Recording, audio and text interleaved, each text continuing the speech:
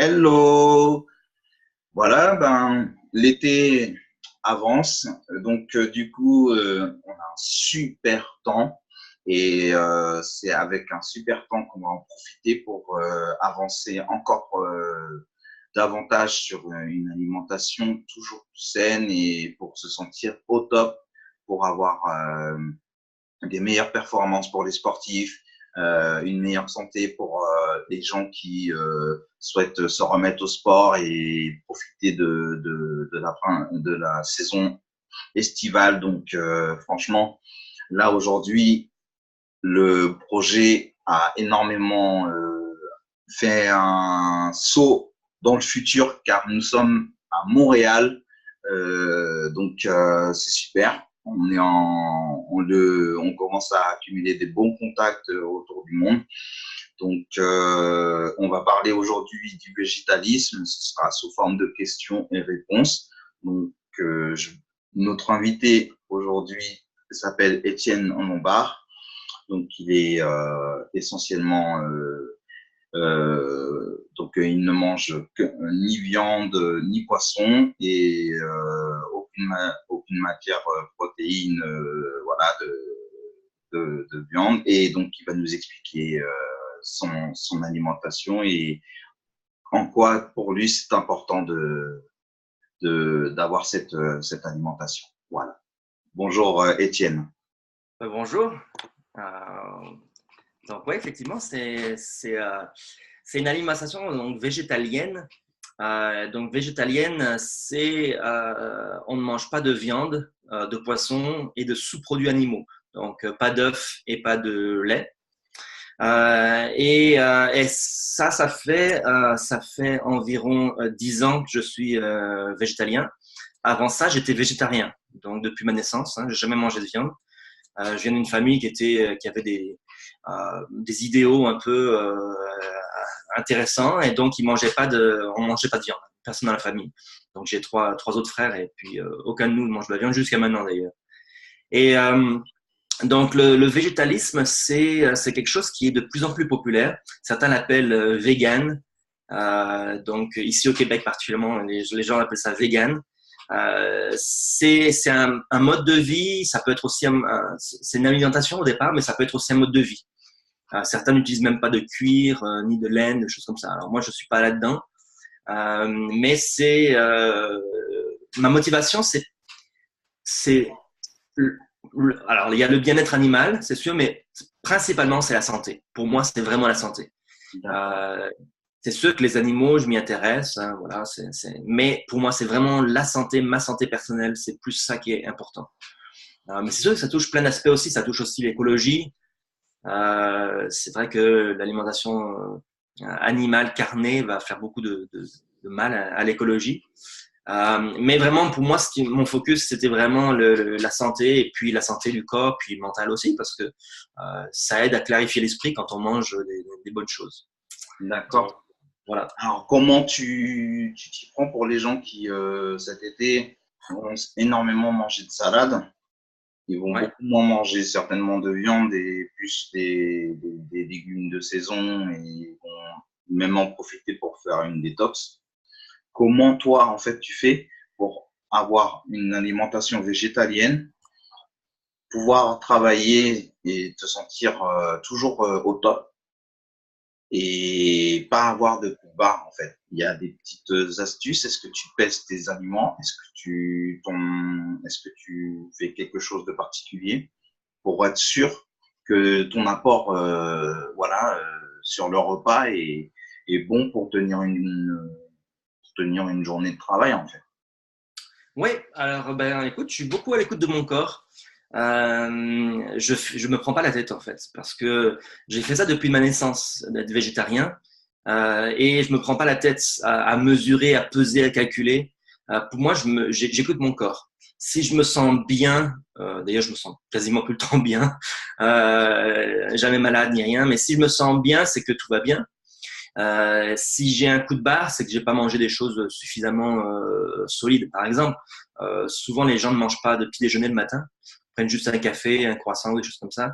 Pour moi, c'est pas suffisant. C'est pas quelque chose qui va me tenir le ventre jusqu'au repas de midi. Donc, je vais essayer de prendre des choses qui sont plus des produits plus complets. Donc, moins transformés, moins raffinés. Souvent, par exemple, le sucre, c'est quelque chose qui va donner de l'énergie rapidement, mais qui va aussi disparaître rapidement. Donc, j'essaie d'éviter les produits très sucrés en sucre raffiné. Je vais prendre, par exemple, des féculents qui vont donner des sucres lents, ce qu'on appelle les sucres lents. Donc, des glucides lents qui vont te nourrir jusqu'au repas suivant. Normalement, je mange à peu près toutes les 6 heures, on va dire, hein, le repas du matin, enfin le petit déjeuner. 6 heures plus tard, c'est à peu près le repas de midi, 1 heure. 6 heures plus tard, c'est 6 heures, 7 heures de l'après-midi du soir.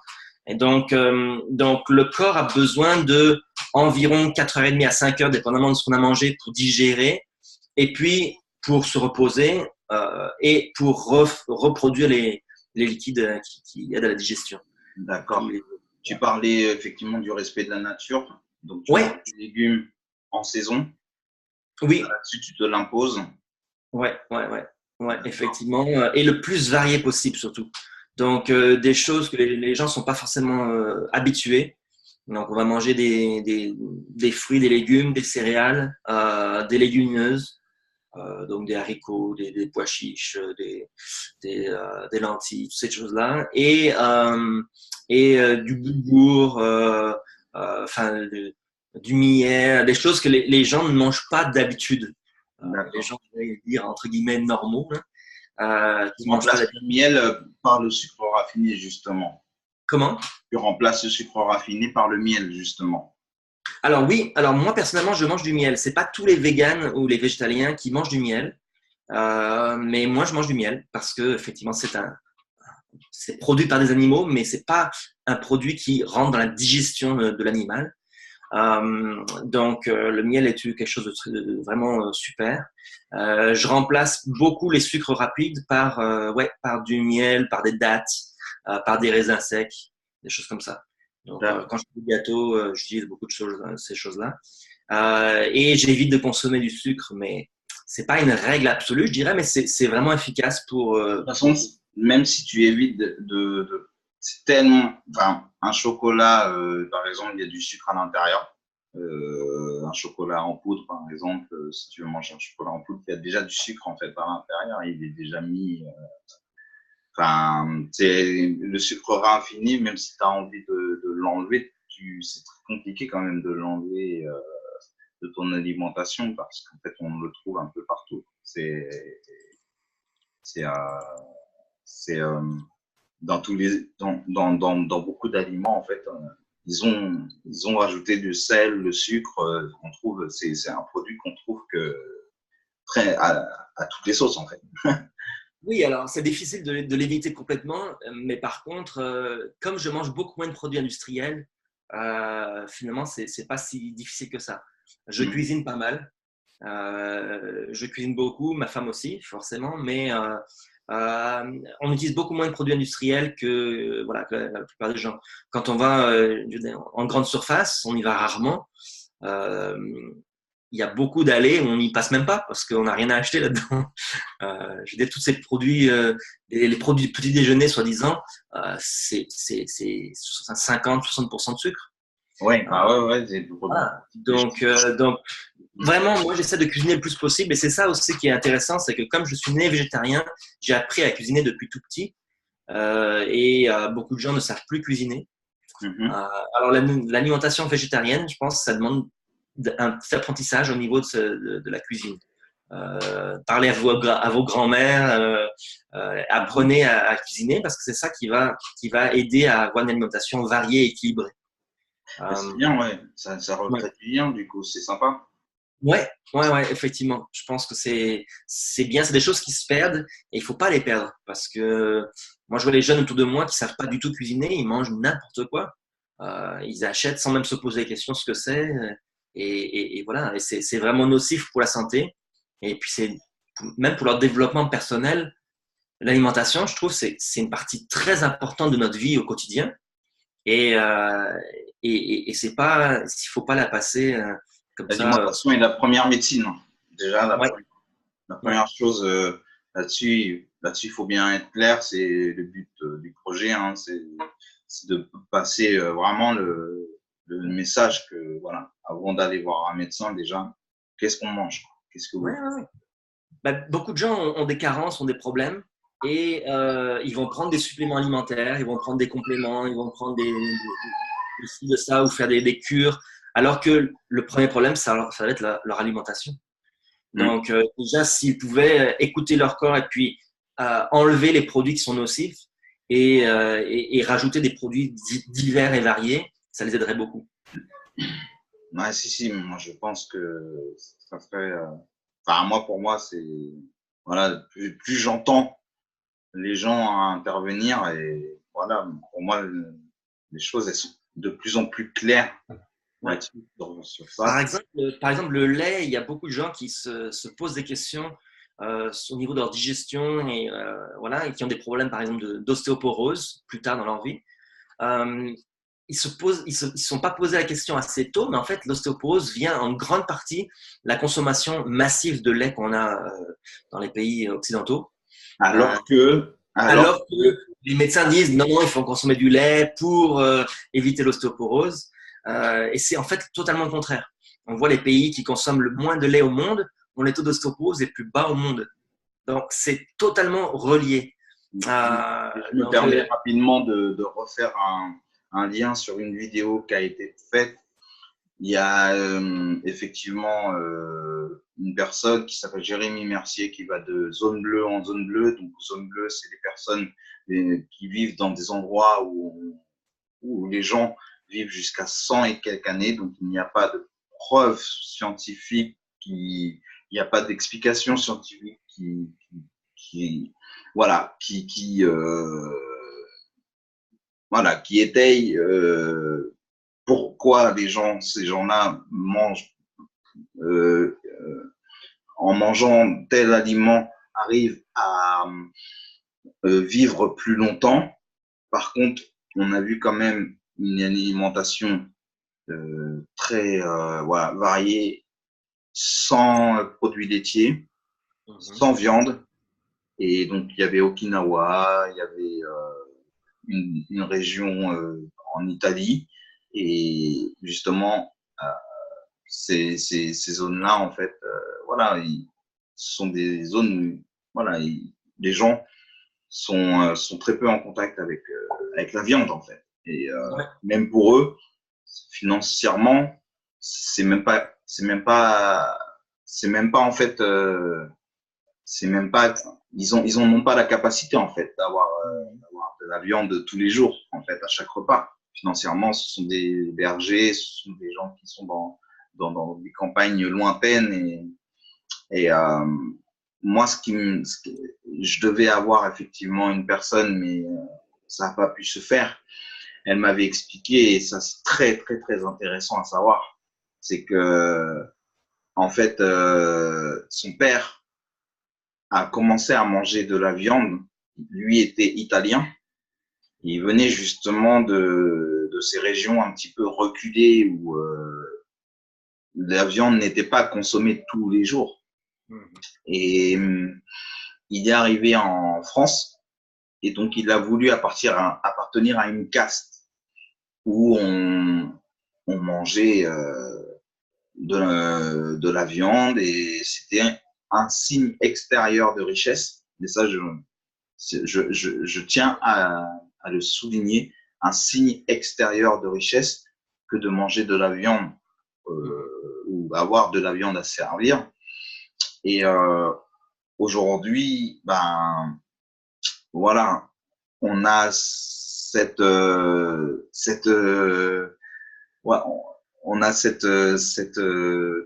ces propos-là qui sont là de dire bah, manger de la viande tous les jours, c'est pas du tout quelque chose de bon, de sain. Donc c'est vraiment très très intéressant à réfléchir en fait, juste ça en fait. Oui, effectivement, c'est pas une bonne notion, mais c'est une notion qu'on a mis dans notre tête depuis quelques années, peut-être quelques générations. À partir de nos grands-parents, si on leur pose la question, mangeaient de la viande peut-être une ou deux fois par semaine, maximum. C'était un luxe, c'était cher d'abord, et puis c'était pas facile Ouais, c'était pas quelque chose de normal pour eux de manger de la viande tout le temps. Et même les paysans qui étaient dans les campagnes mangeaient de la viande de manière raisonnable, je dirais. Et puis c'était aussi de la viande de meilleure qualité. Alors moi personnellement, je pense que la viande n'a jamais été conçue pour être mangée par des humains.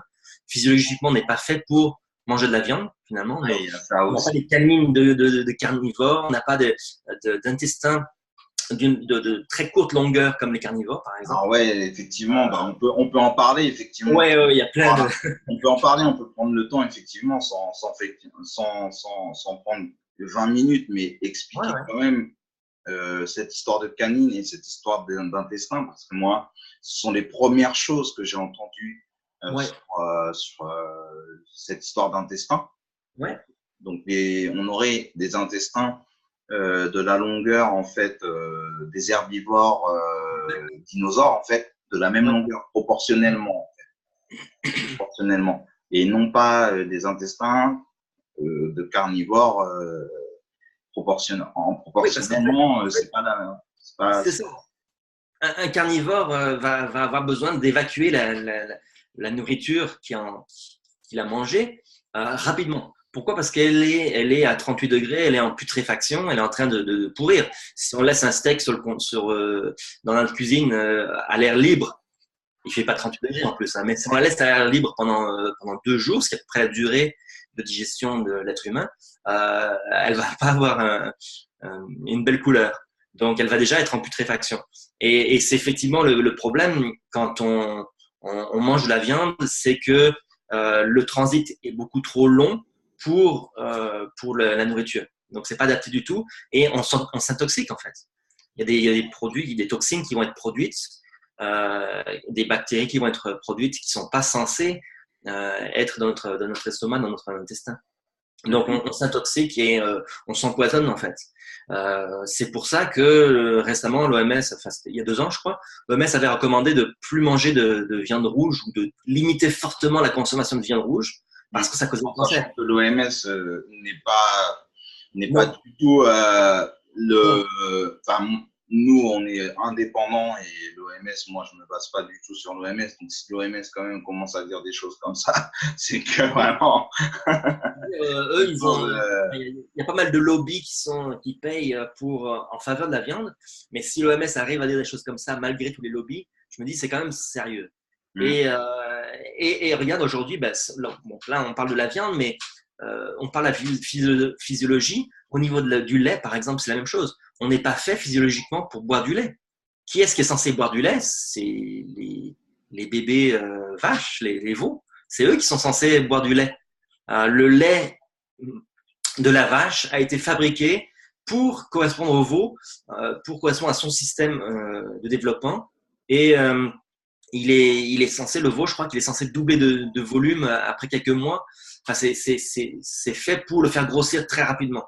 Et Et on voit d'ailleurs la différence de morphologie entre les Japonais mhm, qui prennent du lait de soja ouais, et notre morphologie occidentale mhm, qui, nous, avons une consommation de lait.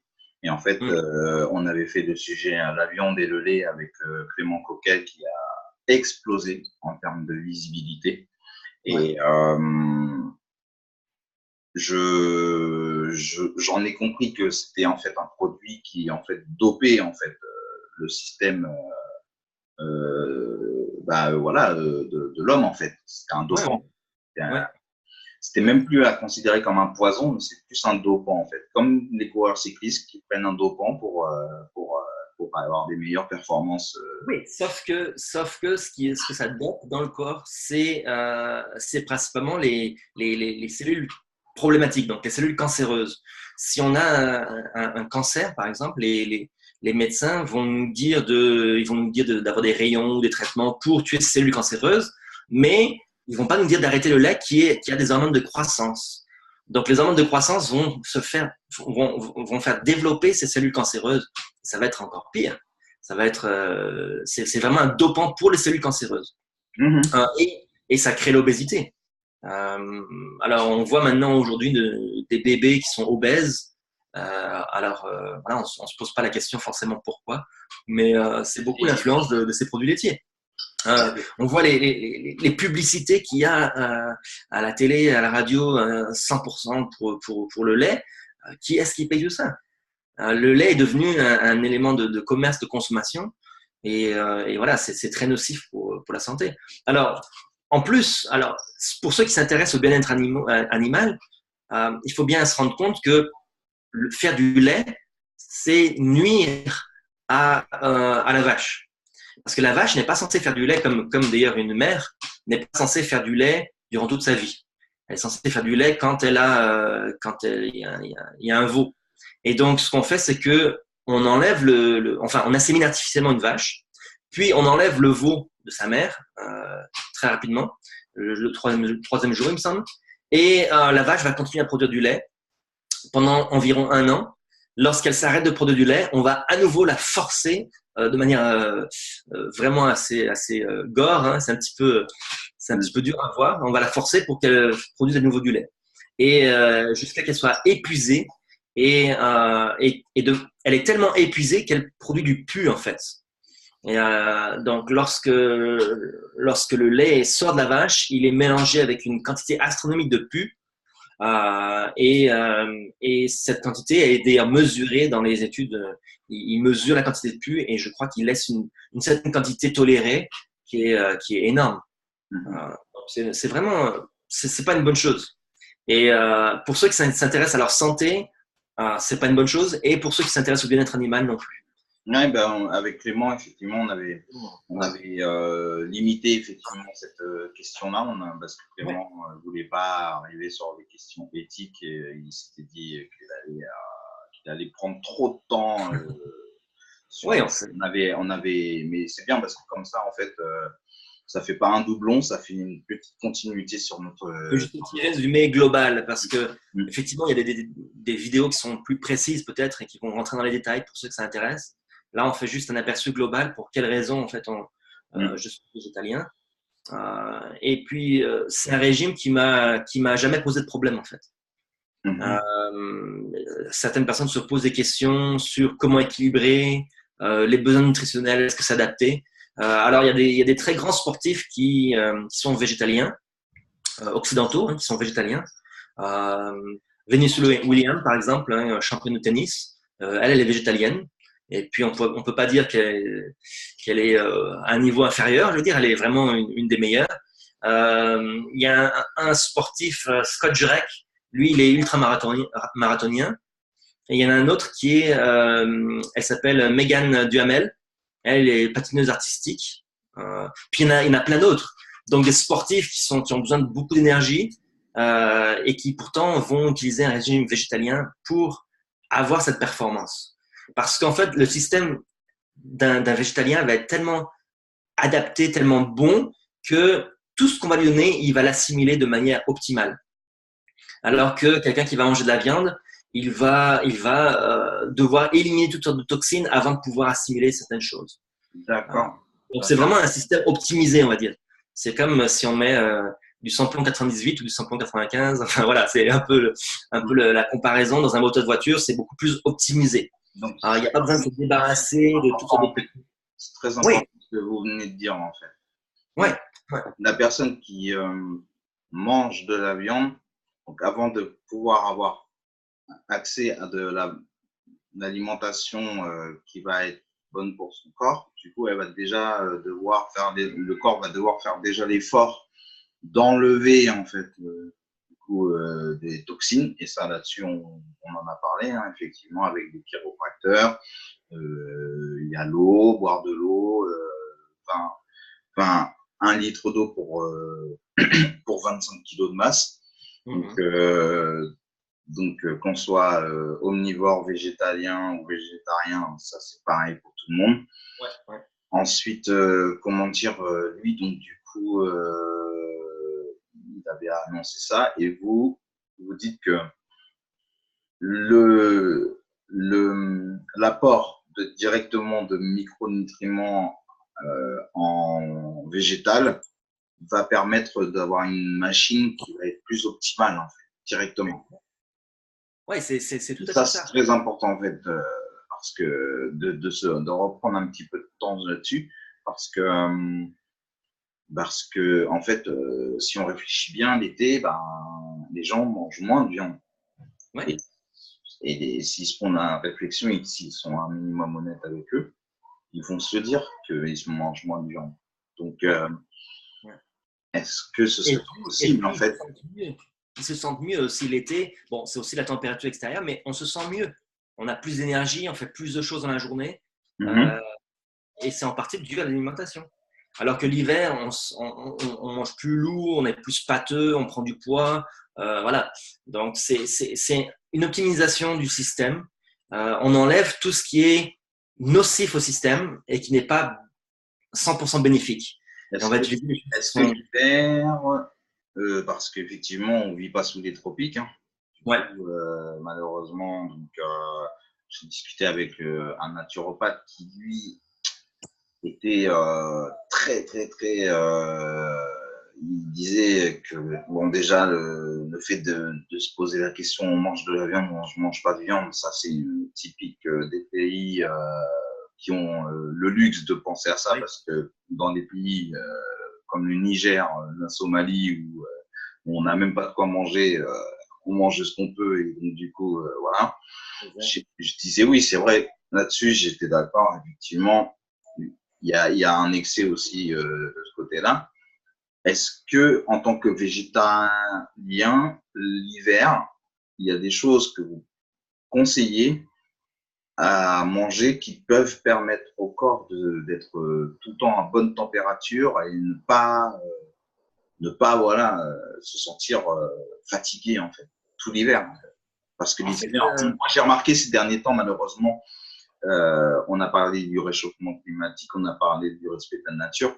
Les hivers sont de plus en plus longs, je trouve.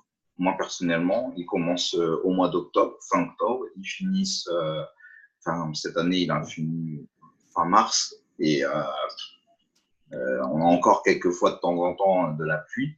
Euh, voilà, c'est qu'est-ce que vous conseillez en, en légumes de saison, toujours hein, pareil, hein, en légumes de saison, à manger pour être suffisamment bien en fait et pouvoir par exemple faire soit autant de la maçonnerie que travailler dans des bureaux que bosser dans le sport. ouais. Voilà. Écoute, c'est très approprié comme question parce que justement, nous ici, on habite au Canada, à Montréal. On a un hiver qui est beaucoup plus long qu'en France et plus froid. Je travaille dans les bureaux, mais je travaille aussi dehors. Donc, je fais les deux, en fait, travail manuel et travail intellectuel. Et si tu veux, on a besoin d'une alimentation qui soit efficace en hiver. Alors, on va utiliser les légumes de saison. Je vais faire beaucoup de soupe, par exemple, soupe de lentilles, qui donne énormément d'énergie avec toutes sortes des pommes de terre qui se conservent très bien l'hiver, des choux, des choses comme ça. Alors, le problème aussi, par exemple, les gens qui mangent beaucoup de viande se posent pas forcément les questions. Par exemple, le chou, ils disent ah ça fait des gaz, donc ils mangent pas de chou parce que ça fait des gaz. Sauf que pourquoi ça fait des gaz? Parce que en amont, ou plutôt en aval, ils sont constipés. Donc, comme ils ont mangé beaucoup de viande, leur transit va être beaucoup plus lent parce qu'il n'y a pas de fibre dans la viande, hein, il n'y a aucune fibre. Donc, leur transit est plus lent. Donc, oui, ça produit des gaz, sauf que les gaz vont rester dans l'intestin pendant très longtemps. Ils vont se charger en toutes sortes d'odeurs. Et puis voilà. Alors que chez un végétarien ou végétalien, c'est les gaz qui sont produits vont tout de suite disparaître, vont sortir tout de suite. Ils n'auront aucune odeur. Donc ça fait une grande différence. L'alimentation qu'on a fait une grande différence. Donc manger des soupes de choux, des choses comme ça, c'était ce que nos ancêtres faisaient. La soupe aux choux, c'est pas voilà, c'était courant. Ils avaient beaucoup de soupe le soir, etc. Et Euh, le midi, qu'est-ce que vous à midi, je mange pas mal de céréales, donc toutes sortes de céréales variées. Et c'est ça qui m'aide à finir la journée. Mais on a besoin de moins d'énergie quand même en hiver qu'en été, parce qu'on est plus sédentaire en hiver. Malgré ça, par contre, je dis que quand je dois déneiger la neige à la pelle, chez nous, on a un mètre de neige, c'est courant. Donc, on déneige à la pelle. Je veux dire, tous les matins, il faut se lever à 6 heures du matin pour déneiger avant de partir au travail. Bon, c'est un effort physique qu'on fait et puis on a aucun souci. C'est vraiment, moi je dirais, pour venir à l'optimisation du système, on est vraiment optimisé. Ce qui fait que l'énergie, on l'a quand on en a besoin. On n'a pas besoin d'aller chercher des aliments qui vont nous amener de l'énergie. On l'a déjà dans notre système et on se sent pas faible. On a moins de maladies, par exemple en hiver, de grippe ou des choses comme ça, parce que on n'est pas faible. Je disais hier, il y avait quelqu'un qui me posait une question justement sur ce que je mangeais. Je disais, moi, j'aime pas manger des choses qui sont déjà mangées. Il me disait, comment ça? Je dis, mais oui, quand tu manges un steak, c'est ok, c'est des protéines, mais d'où viennent ces protéines? Elles viennent de la vache. Et la vache, elle les a prises d'où? Elle les a prises de l'herbe. Okay. Donc, dans l'herbe, il y a des protéines. Elle a construit ses protéines elle-même, ses muscles, avec des produits végétaux. Donc, pourquoi les manger pourquoi pas manger directement ces végétaux qui vont nous nourrir, qui vont produire les protéines en nous, plutôt que de les utiliser à partir de quelqu'un qui a déjà mangé cette nourriture, assimilé, et nous, on va... Enfin, c'est comme acheter une voiture d'occasion ou une voiture neuve. Une voiture d'occasion, ok, si on peut pas se le permettre, ben, voilà, ça va marcher quand même, mais ça sera moins efficace qu'une voiture neuve. Donc, moi, je préfère manger des choses d'origine, des choses qui ont poussé, qui contiennent tous ces éléments-là, plutôt que d'aller les chercher chez un animal qui l'a déjà mangé, assimilé, transformé. Donc, plus on mange des choses qui sont originales, qui sont produites de la nature, meilleur c'est. Moins transformé. Ouais. Bah oui, en fait. C'est vraiment un processus important. Là, moins on transforme les choses. Ouais, mais c'est très important ce que vous dites parce que justement, nous, on parlait de nourriture transformée, donc on pensait à effectivement des boîtes de conserve, on pensait à aux produits industriels qui s'achètent et qui est déjà fait. Mais en fait, effectivement, là, on parle d'alimentation transformée tout autrement, en fait, parce que votre matrice de pensée, elle est plus large en fait. C'est une nourriture transformée, c'est la personne, elle a mangé déjà l'aliment qui est déjà proposé là devant vous en fait. Et voilà, on ne sait pas dans quelle manière elle a été faite. Et moi, je vais encore élargir plus ce débat. Ça veut dire qu'au niveau éthique, il y a beaucoup de mouvements sociaux sur les abattoirs. Oui. Et donc, du coup, on a eu énormément de gens sur la chaîne qui sont intervenus sur tout ce qui était spiritualité. On sait que pour une viande qui a été produite dans la souffrance, ça, au niveau énergie, au niveau chi, c'est pas bon, c'est pas sain.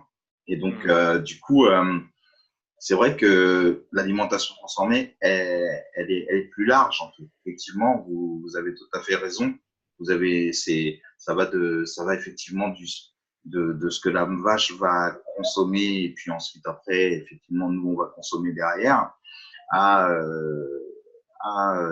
effectivement l'élargissement du débat où est-ce qu'on doit continuer à tolérer cette souffrance en fait animale dans des abattoirs. Ouais. Ouais. Il y a beaucoup d'idées préconçues aussi au niveau de la viande. Les gens disent mais vous mangez pas de protéines, comment vous faites? Vous êtes faible, vous allez pas avoir de force. Et je leur dis mais tous les animaux, les plus grands animaux sur terre qui sont forts, sont végétariens. On regarde un cheval, une vache, un éléphant, un hippopotame. Enfin, ces animaux-là qui sont puissants, qui sont utilisés, qui ont toujours été utilisés, les ânes, qui ont été utilisés depuis des siècles pour le travail de force, sont végétariens. Enfin, ils sont le même gorille. Le gorille est végétarien. Oui, voilà. Donc, c'est des animaux qui sont très puissants et qui sont aussi puissants sur le long terme. Donc, par exemple, si on regarde un tigre,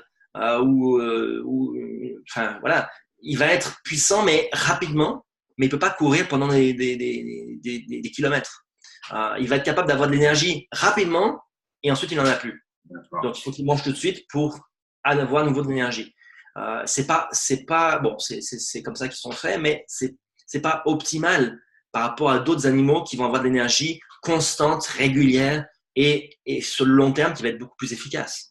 Et finalement, on voit la durée de vie des animaux qui sont carnivores et la durée de vie des animaux qui sont herbivores, elle est beaucoup plus importante. Donc, moi, je pense à ma durée de vie parce que pour l'instant, je suis jeune, hein, j'ai juste 33 ans, mais j'aimerais bien vivre plus que la moyenne et en meilleure santé surtout parce que finir à l'hôpital pendant les 10 dernières années, c'est pas drôle non plus. Donc, j'aimerais bien vivre en bonne santé le plus longtemps possible. Et ça, c'est la manière optimale de le faire. Alors, il y a un groupe en Californie, je ne sais pas si vous connaissez, il y a une petite communauté religieuse à Loma Linda qui est adventiste. Enfin, c'est même pas une petite communauté, c'est assez grand. C'est toute une ville en fait qui est adventiste du 7e jour. C'est une église. Et eux, ils vivent en moyenne 7 ans de plus que les Américains californiens moyens. Donc, il y a des études qui ont été faites par des universités là-bas qui ont prouvé que c'était dû à leur régime alimentaire. Donc, ils mangent végétarien, ils n'utilisent pas d'alcool, pas de cigarettes, pas de drogue de toutes sortes. Ils sont plus actifs que les autres parce que c'est un mode de vie aussi, c'est pas juste l'alimentation. Et ça fait qu'en moyenne, ils vivent 7 ans de plus que les autres. Donc, pour les jeunes, 7 ans, c'est rien. Mais quand tu arrives à 80 ans ou 90 ans, 7 ans, ça fait une belle différence. Donc ça, pour moi, c'est aussi une longévité et un style de vie. J'avais vu des vidéos de personnes qui ont 90 ans, 95 ans, qui sont tous les jours dans leur jardin. Ils vont couper les arbres, ils vont tondre leur gazon. Je veux dire, mais même moi, je vais avoir du mal à faire ça pendant longtemps, quoi. Ou quelqu'un de notre âge va avoir du mal à avoir de l'énergie de manière constante. Et la raison, c'est parce que notre alimentation n'est pas adaptée à notre corps. On mange pour notre bouche, on mange pas pour notre corps. On choisit nos aliments en fonction du goût et pas de ce qui est bon pour nous. Et ça, c'est un problème. C'est vraiment un problème. Toute la consommation actuellement, les magasins et la manière dont les industriels produisent la nourriture, c'est fait pour notre goût et uniquement pour le goût. Parce qu'ils savent que si on aime, on va en acheter plus. Alors qu'autrefois, on mangeait parce que c'était bon pour nous. Enfin, je veux dire, combien de fois nos parents nous ont dit mange ta soupe, ça va faire grandir. Voilà, donc on mange les choses même si on aime moins parce que c'est bon pour nous. Et après, moi j'aime beaucoup manger. J'aime beaucoup la nourriture que je cuisine parce que je la cuisine à mon goût à moi. Donc je l'aime beaucoup. Et c'est super bon.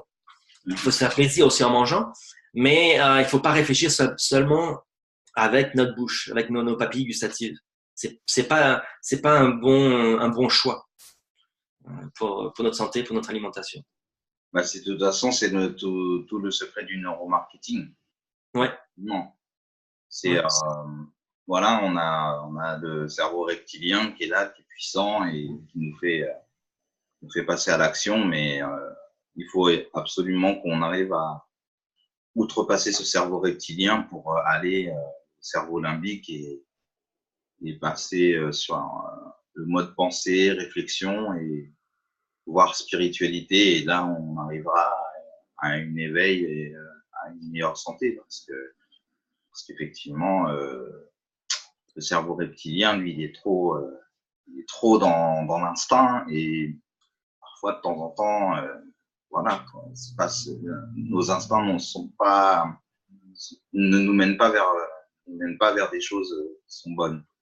Oui, en fait, on le sait intuitivement, mais on le pratique pas assez. Par exemple, à un enfant, on va lui dire il faut pas qu'il mange des glaces et de la pizza tous les jours parce qu'il va être en mauvaise santé. On le sait. L'enfant va demander ces choses-là tous les jours.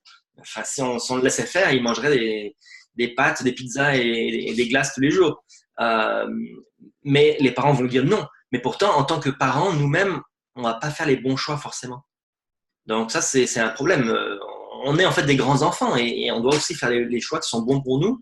Alors c'est sûr qu'on n'a plus nos parents derrière nous pour nous dire quoi faire, mais on a les lois de la nature qui sont bonnes pour nous. Personnellement, moi je suis croyant Et en fait, je suis même pasteur. Donc ce que je considère comme étant un texte fondateur, et beaucoup de gens seront d'accord avec moi, c'est la Bible. Et dans la Bible, hein, Genèse 1, verset 29, il était dit que, au tout début de la création, il était dit que l'homme devait manger des légumes. En fait, des légumes et des noix, des graines. Donc c'est ça il avait été conçu pour manger ces choses-là. Et je reprends l'exemple de la voiture. Si un constructeur automobile vous dit qu'il faut mettre du diesel dans cette voiture-là, on va pas mettre du sans-plomb. Voilà, on va mettre du diesel parce que c'est fait pour ça. Si on met de l'huile, certains, durant la crise financière, mettaient de l'huile de soja ou des huiles pas chères parce que l'essence était trop chère, le diesel était trop cher. Bon, ça marche, mais ça marche très mal. Ça encrasse la voiture, mais ça marche. Voilà. Mais maintenant, si on met de l'eau, là, ça marche plus du tout. Ouais. Voilà. Donc, pour moi, c'est ça. Moi, je crois que Dieu nous a donné un mode d'emploi, un manuel d'entretien pour notre corps. Et si on met n'importe quoi dedans, ça va marcher à peu près, mais mal. Et on voit toutes les maladies qui sont actuellement, qui sont depuis les 40, 50 dernières années, il y en a de plus en plus. Depuis 50 ans, disons, les diagnostics sont quand même assez poussés, sont quand même assez évolués, hein, et on voit qu'il y a de plus en plus de maladies. Alors c'est vrai qu'autrefois, il y a 100, 200 ans, on ne savait pas forcément de quoi était morte la personne. Mais depuis les années 1900, on sait diagnostiquer, on sait ce qui se passe. Et on voit qu'il y a de plus en plus de maladies, des maladies complexes d'ailleurs, qui sont beaucoup plus difficiles à gérer et beaucoup plus difficiles à guérir. Et souvent, les médecins ne vont même pas nous guérir. Ils vont donner des médicaments à vie. Par exemple, le cholestérol. On n'a pas parlé des œufs, mais les œufs sont directement reliés au cholestérol. Et je veux dire, un médecin ne va pas nous dire arrêtez de manger des œufs. Il va nous dire prenez cette pilule, prenez ce médicament, et ce médicament va contrôler votre cholestérol. Ok, mais sauf que il va le contrôler à vie. C'est un médicament à vie, donc on n'est pas guéri en fait. C'est juste qu'on a gardé un problème sous contrôle, mais on n'a pas guéri. Et donc oui, c'est une des raisons principales pour laquelle je mange pas d'œufs, parce que c'est sûr qu'il y a des protéines dans les œufs, mais il y a énormément de cholestérol. Donc on prend d'un côté on donne d'un côté et on prend de l'autre. D'accord. Alors que par exemple, si on mange des pois chiches ou des lentilles ou du soya, il va y avoir aucune nocivité qui va être ajoutée. Alors, j'ai pas eu encore le temps, effectivement, de faire intervenir une naturopathe sur cette histoire de soja. Ouais. Vous savez un peu plus sur ce qui s'est passé par rapport au soja, parce qu'il y a eu des choses qui ont été dites pour, contre. Donc, j'ai pas compris en fait. Donc, si vous avez des petites informations pour cette histoire en fait. Honnêtement, j'ai fait des recherches d'abord, mais là, je les ai pas faites juste avant l'interview parce que j'aurais pu vous citer les sources. Il y a vraiment des articles très intéressants qui ont été écrits, en particulier un article, je pourrais te l'envoyer après si tu veux le mettre dans les sources, qui est très intéressant, qui explique en fait la manière dont le lobby du lait a payé des études pour lutter contre le soja. Parce qu'ils ont vu que le lait de soja allait heurter leur business. Et donc ils ont lutté à 100% contre ça. Et ils ont fait des études qui sont complètement biaisées, qui sont faites par des scientifiques qui ont été directement payés par les industries laitières pour faire des études. Et tu sais comme moi on peut dire n'importe quoi avec des études, on peut leur faire dire n'importe quoi. Oui, c'est Jérémy Mercier qui était. C'est complètement manipulé. Ouais, non, mais en fait, lui, il était donc en maths sup, maths spé. Donc voilà, c'est pas n'importe quel niveau. Et il a tout envoyé bouler en fait parce qu'il a été en contact avec quelqu'un qui lui a fait comprendre que ce qu'il avait découvert comme information ne servait pas en fait les intérêts de la société ou du groupement qui. Donc, plus on va à un niveau élevé de recherche ou plus il y a de la politique dedans, il y a des gros sous et il y a des intérêts qui dégoûtent un peu les gens honnêtes. Donc, il y a eu des études qui ont été faites contre le soja et il y en a eu beaucoup plus d'ailleurs qui ont été faites en faveur du soja parce que c'est excellent le soja. Ça a nourri toute la Chine et le Japon durant des centaines d'années. Riz et soja, c'était vraiment les éléments de base en Chine et au Japon. Et on sait qu'il ne manque pas de personnes là-bas. Enfin, il y a beaucoup de monde. Et ça nourrit très bien. Ça maintient en très bonne santé. Et voilà, c'est une très bonne source de protéines. Alors, il y a certaines personnes qui ont parlé au niveau des hormones, qui ont rendu les choses confuses au niveau des œstrogènes et des phytoœstrogènes. Alors, je ne sais pas si on va rentrer trop dans le détail, mais après, je vais demander à une naturopathe d'intervenir. Ouais.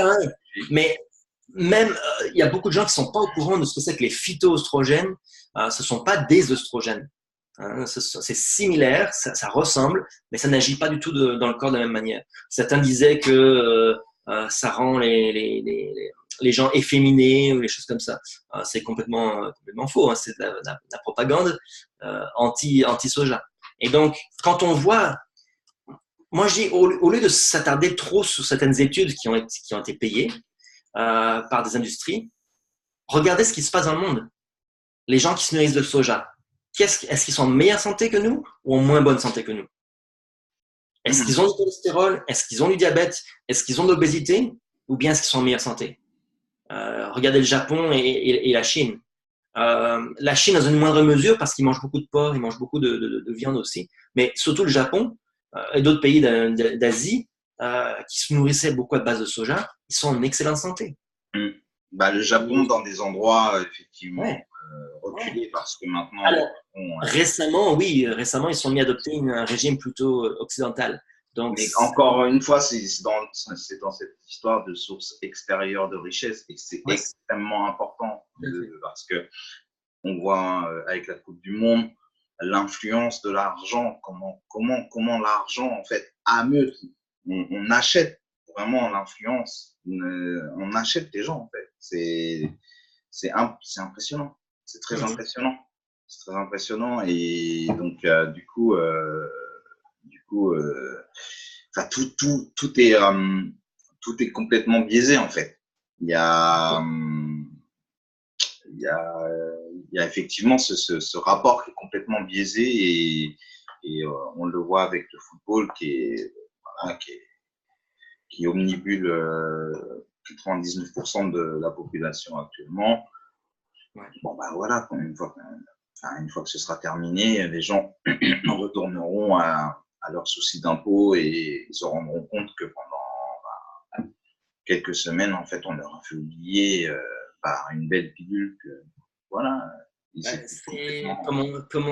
Comme les Romains disaient, hein, du pain et des jeux. Voilà, on donne au peuple du pain et des jeux. On leur donne à manger de manière abondante parce que en France, dans les pays occidentaux, il y a de la nourriture en abondance. Et on leur donne des jeux, il faut les amuser, il faut les distraire. Et donc, du coup, ils ne pensent pas aux choses les plus importantes de la société et ils passent à côté de plein de choses. Alors, sans entrer dans la politique, hein, mais voilà, ils passent à côté de plein de choses, et puis des choses importantes, personnellement, développement personnel, en quoi est-ce que je peux être utile aux gens autour de moi, parce que c'est ça qui nous donne aussi émotionnellement, c'est très important d'être utile aux gens autour de nous. Et je pense que c'est aussi pour ça que la France est le plus grand consommateur d'antidépresseurs au monde, plus que les États-Unis, parce que les Français sont déprimés à cause ils ne sont pas forcément intéressés aux problèmes des gens autour d'eux. Voilà, donc et l'alimentation peut faire ça aussi. Ça nous ouvre à nos grands-parents, comme on disait tout à l'heure, ça nous ouvre à d'autres personnes de la communauté qui vont nous donner des petits conseils. On va rechercher ici sur un blog, on va rechercher là une recette, ou on va échanger des choses. Et c'est vraiment… faire le marché pour celui qui a du mal à rentrer en communication avec l'autre. Faire un marché, tout simplement. Un marché, puis aller sympathiser avec une personne qui fait des produits locaux et essayer de savoir d'où et comment sont faits les produits. Et alors, il y a beaucoup d'autres idées préconçues chez les végétariens, végétaliens. En particulier, il y a un autre lobby qui travaille depuis l'Angleterre qui postent des articles, c'est incroyable, qui postent des articles sur Internet de partout en faveur de la vitamine B12. Ah ouais. C'est un gros lobby pharmaceutique. On en avait parlé avec votre frère. Alors lui, il s'est carrément fait bannir avec Ouais, c'est ça. Ouais. Il y a des groupes Facebook qui sont en faveur de la vitamine B12 et donc c'est des gros lobbies à nouveau. Moi, je ne prends pas de vitamine B12. Je suis végétalien depuis 10 ans. Alors, si on demande aux médecins, ils vont vous dire « Ah oui, vous allez avoir des grosses carences. » Je leur dis « Mais au bout de combien de temps ?»« Oh, environ 1 à 2 ans. » OK. Et j'ai toujours pas de carence. Je fais des analyses sanguines, j'ai aucun problème non plus. Donc, je discutais avec un monsieur qui est, il est indien, d'Inde, et il fait partie de la caste des brahmanes, donc des guides spirituels un peu indiens, même si lui, il est pas activement, il fait pas partie de cette religion-là, mais en tout cas, il disait que ils sont végétaliens dans sa famille depuis 6 générations. Au moins 6, parce qu'avant, ils ne peuvent pas remonter en avant, mais au moins 6 générations, et qu'il n'a jamais pris de vitamine B12 depuis sa naissance. Il n'a jamais consommé de produits laitiers ou animaux depuis sa naissance, et il n'a aucune carence. Et en fait, la vitamine B12, on la retrouve principalement dans les produits animaux, mais on la retrouve aussi dans certains végétaux, et surtout si on la retrouve dans les produits qui ne sont pas trop industriels. Par exemple, j'ai un jardin, je plante des carottes.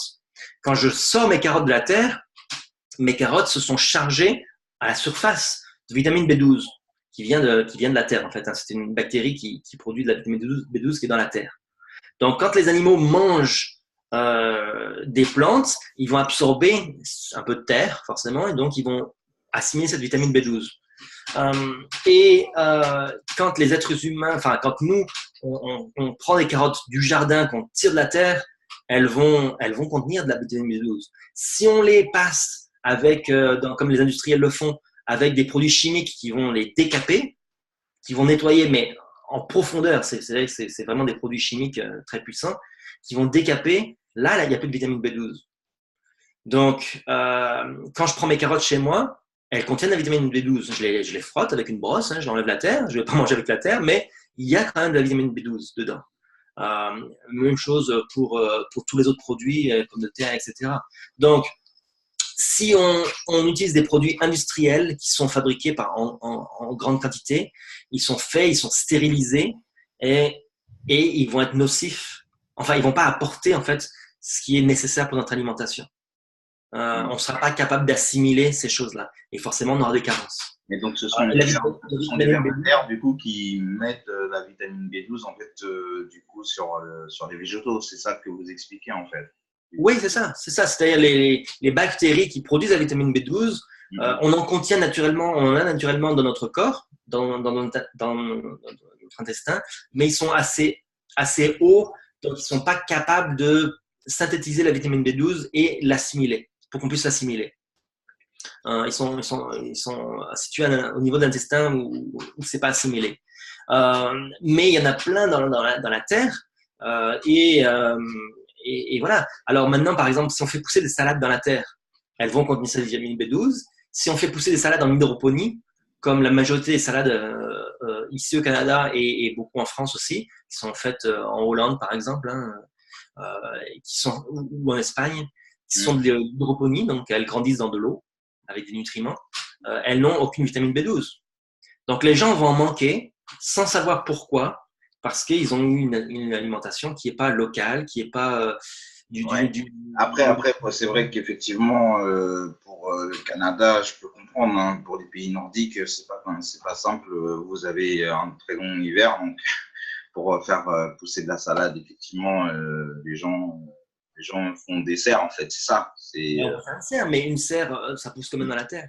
Si tu veux, j'ai pas encore acheté ma maison ici parce que ça fait pas longtemps que j'ai déménagé au Canada. Mais quand j'achèterai ma maison, je vais faire une serre parce que là j'ai juste un jardin normal, mais je ferai une serre chauffée et il n'y a aucun souci, on peut produire des salades en hiver tant qu'elles sont plantées dans la terre. Moi, j'ai aucun problème avec ça. Alors c'est sûr que c'est pas la même qualité au niveau du goût parce qu'il n'y a pas eu autant de soleil, Voilà. Mais au niveau de la vitamine B12, il n'y aura aucun souci. Et je pense que le problème, c'est beaucoup parce on s'est complètement déconnecté de la nature. Ça, je pense que c'est un point qui est très important pour les gens qui veulent être en meilleure santé, c'est se reconnecter à la nature, faire les choses qui sont le plus proches de la nature. Euh, Quand on va dans un supermarché, on achète des choses qui ont rien à voir avec la nature. Enfin, si tu regardes, il y a peut-être 20 000 ou 30 000 produits dans un supermarché, combien viennent directement de la terre? C'est quand même la terre qui nous nourrit. Et en fait, ils sont tous emballés dans des emballages industriels. On ne voit même pas forcément ce qu'il y a dedans. Et ça n'a rien à voir avec la nourriture qu'on est censé manger. Donc, c'est aussi pour ça qu'on peut être en mauvaise santé, parce qu'on se déconnecte de la nature, on se déconnecte des choses qui nous nourrissent, on confie à d'autres le soin de nous nourrir, on préfère leur donner de l'argent en échange de quelque chose, et on perd cette connexion à la nature. Moi, je préfère produire mes propres choses, en tout cas en partie, parce que je ne peux pas tout faire par manque de temps, mais je préfère produire mes propres choses et avoir une meilleure santé. Ben, en tout cas, franchement, on a ouvert beaucoup de portes, on a discuté de beaucoup de choses et là aujourd'hui, ben, c'était encore une interview extrêmement riche. On va être malheureusement obligé d'écourter parce que là, on passerait la journée à discuter sur tous les sujets qu'on a abordés. Donc, on a abordé le régime végétalien, on a abordé le lait, on a abordé l'éthique, la conception en fait de l'image et de l'idée de manger de la viande en fait et cette idée de système financier et de signe extérieur de richesse. On a abordé les œufs, on a abordé donc les lobbies et le soja. Donc ça c'est très important pour les gens qui ont envie de refaire des recherches. Nous on reviendra avec des naturopathes sur ce sujet. Et donc on a fini par aborder la vitamine B12 et par rapport à la plantation et à la connexion pour finir avec la connexion à l'intérieur. Donc c'était une très très belle interview et franchement merci beaucoup Étienne pour tout cet apport de connaissances parce que ça va tomber sur des oreilles qui seront attentives et qui vont partager autour et franchement moi je sais que ça va être encore une interview qui va faire du bien pour beaucoup de gens. Donc, ça fait plaisir. Si tu as quelques dernières personnes à citer qui, toi, t'ont inspiré ou des gens qui t'ont aidé à aller vers des lectures, il n'y a pas de problème, il n'y a pas de souci. Tu peux nous dire quelques derniers mots, il n'y a pas de problème, Étienne. Écoute, là en tête, ça me vient pas. Je prends mes sources un peu de partout.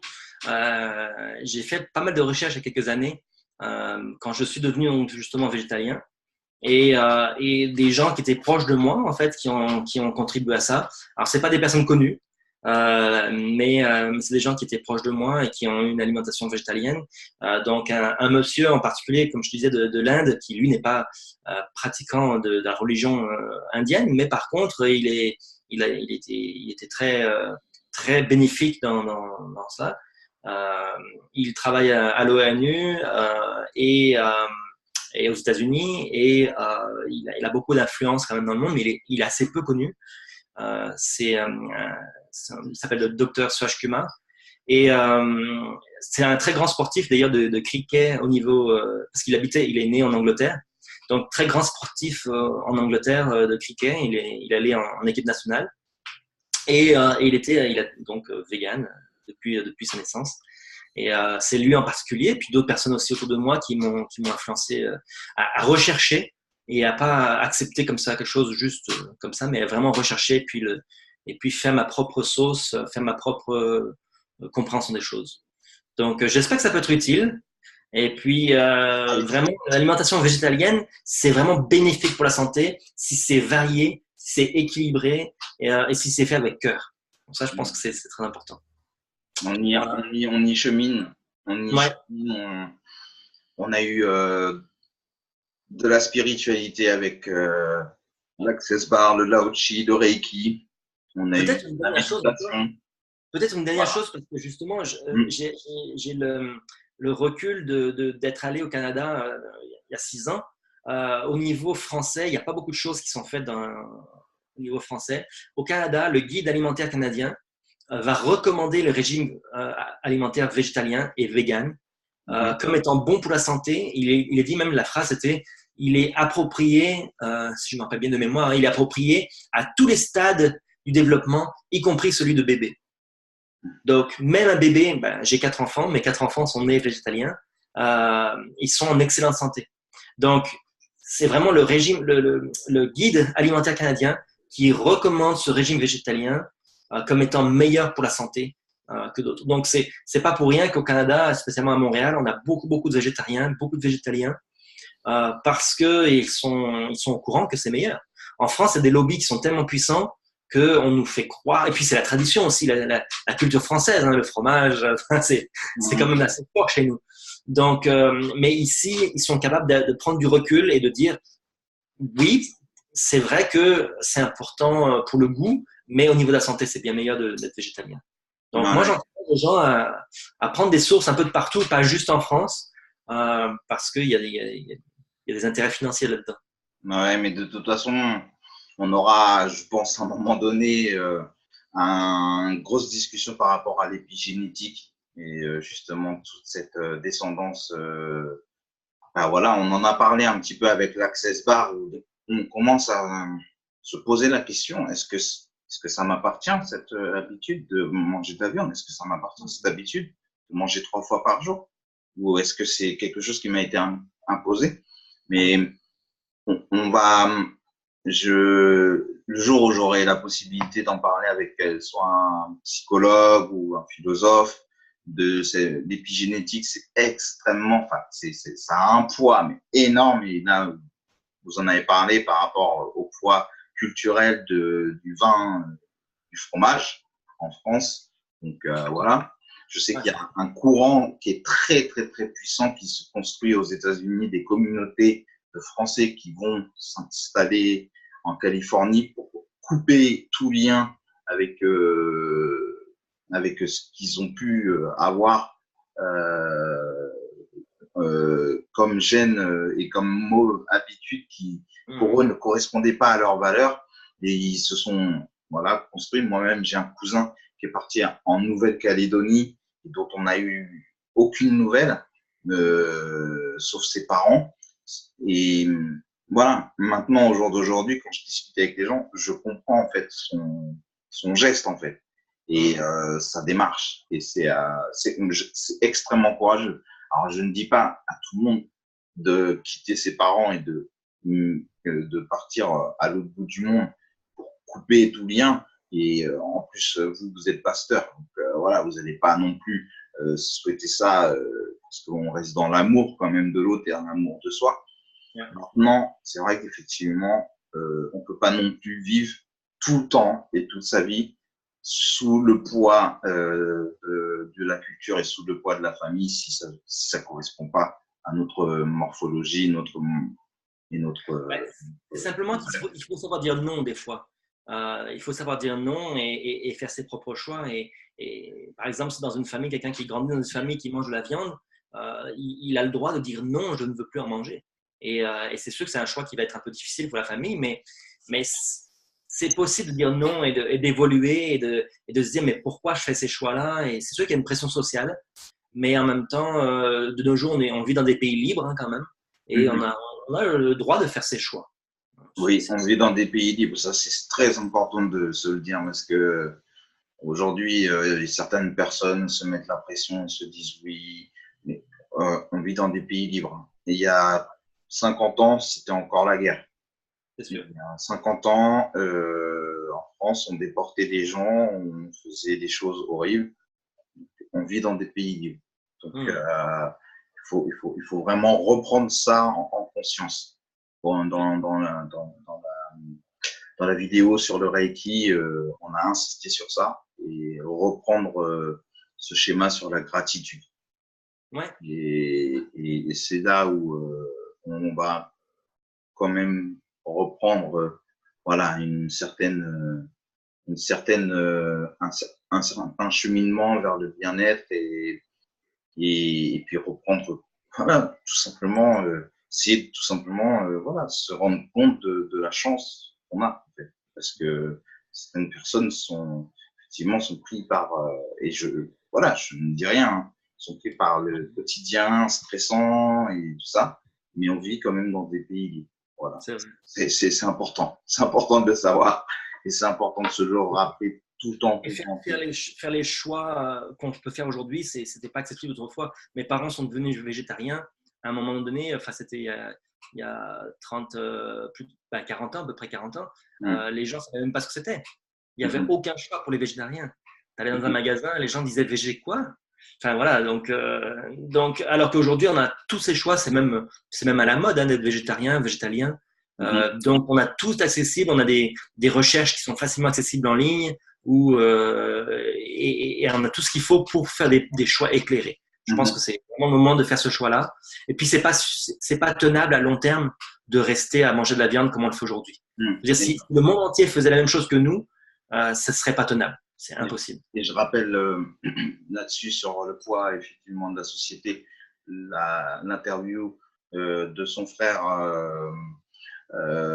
à Étienne qui était sur le végétarisme, a abordé cette question-là où à un moment donné, effectivement, il expliquait ou il essayait d'expliquer aux gens sa manière de manger et qu'il y a 50 ans, c'était bien différent d'aujourd'hui. Donc, voilà. Pourtant, il a réussi à faire sa vie correctement. Donc, si vraiment vous avez cette envie de cheminer vers le végétarisme ou le végétalisme, et ben voilà, c'est faites step by step, voilà. Et puis même si un jour vous mangez de la viande, c'est pas grave, c'est pas pour ça qu'il faut tout arrêter. Tout à fait. Petit à petit, pas par pas, vous allez y arriver gentiment, puis vous allez arriver à une alimentation qui va vous convenir beaucoup mieux. Et si vous voulez être comme moi, uniquement végétarien 2 semaines dans le 2 semaines dans le mois parce que vous considérez que c'est important, voilà. Si vous voulez manger de la viande une fois par jour parce que voilà, c'est important pour vous et que le soir et que vous voulez éliminer au maximum les produits laitiers, voilà, chaque chose step by step, et vous faites des tests et petit à petit vous pouvez dire. Effectivement, moi je fais pas de vidéos qui parlent de moi et de mes tests, mais on apprendra à se connaître et puis je vous dirai moi ce que j'ai ressenti et comment je me sens depuis que j'ai démarré ce challenge. En tout cas, moi petit à petit, effectivement, je mets en pratique pas mal de conseils et je trouve que voilà, je me sens pas crevé plus que d'habitude, donc voilà. Je vous souhaite de faire vous-même le cheminement par rapport à ce qui vous compte, ce qui vous correspond, parce que si ça vous correspond pas, c'est pas la peine. L'intérêt n'est pas d'être de mauvaise humeur ou en mauvaise santé, c'est pas le but. Et donc voilà, et j'espère que cette interview qui a duré, je sais, un peu plus longtemps, mais on a parlé de tellement de sujets importants, vous a plu. Donc on est au Canada, c'est super, c'est cool. Donc on va maintenant, donc on a l'Afrique, le Canada, la France. Je sais qu'on est présent aussi en Europe de l'Est, à Bucarest, donc c'est super, c'est cool. Donc, on commence à petit aller loin et aux Caraïbes aussi, je leur dis un petit check. Donc, c'est cool. Et donc, je vous dis, donc, comme d'habitude, donc, si cette vidéo vous a plu, vous pouvez télécharger votre livret gratuit pour en savoir plus sur les pesticides et ce qu'on a parlé effectivement sur les lobbies pharmaceutiques. Et vous pouvez vous abonner pour partager la vidéo à des amis et puis recevoir les vingtaines de vidéos qui ont déjà été faites depuis le mois de mars maintenant. Et donc voilà, le projet continue. L'été est là, mais le projet continue et je vais vous trouver des personnes toujours plus intéressantes. Merci Étienne pour votre contribution. Merci, c'est un plaisir. Merci beaucoup. Donc au revoir à tous. Au revoir.